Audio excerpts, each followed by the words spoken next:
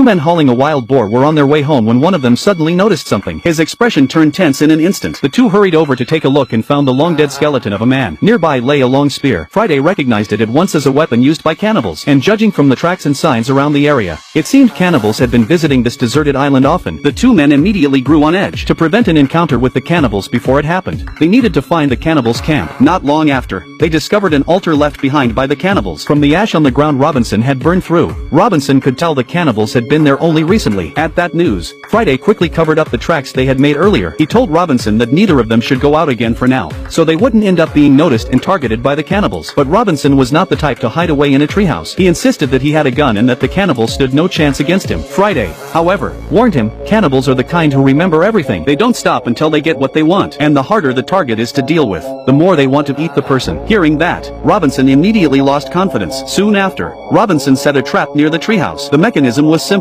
As soon as someone triggered it, the parrot trapped inside would be released and sent back to the treehouse. The next day, the cannibals arrived on the island. This time they caught two victims, clearly planning to cook them on the spot. When they moved through they stumbled into the trap.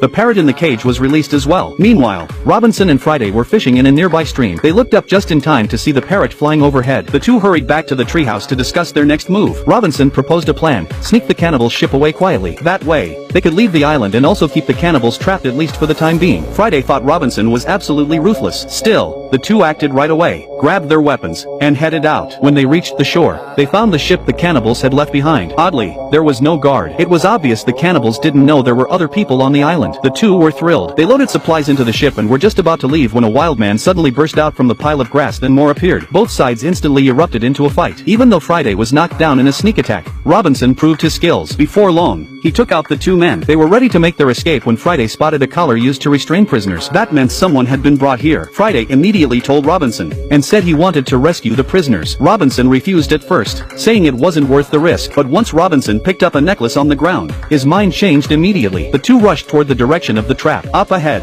a large group of cannibals appeared, and with them were two living captives. Right as the cannibals were about to leave, Robinson and Friday decided to circle around and set up an ambush. Soon, the cannibals arrived at the area where the trap had been laid. Then, suddenly, a huge net dropped and trapped them. The two moved fast, charging out and taking care of the wild men caught in the net. Friday had wanted to rescue the prisoners inside the net, but when he saw the cannibal leader's face, he froze. He recognized him. This was the same man who had once planned to eat him. At that moment, the cannibals rushed out from the net too. With no other choice, the two could only rescue one person first and retreat temporarily. But when they pulled off the captive's hood, they realized the one they had saved was none other than their enemy Santa. Years earlier, when both sides were fighting over treasure, Santa and his people had even battled them directly. In the end, though, the two still brought him back to the treehouse. Friday wanted to kill him. Robinson, on the other hand, thought, since they had already rescued him, he wanted to hear what Santa had experienced. Santa said he could die, but before he died, he had to go rescue another captive. Hearing this, Robinson smiled. He didn't believe it. The man who had once killed even his own men for treasure was now willing to sacrifice himself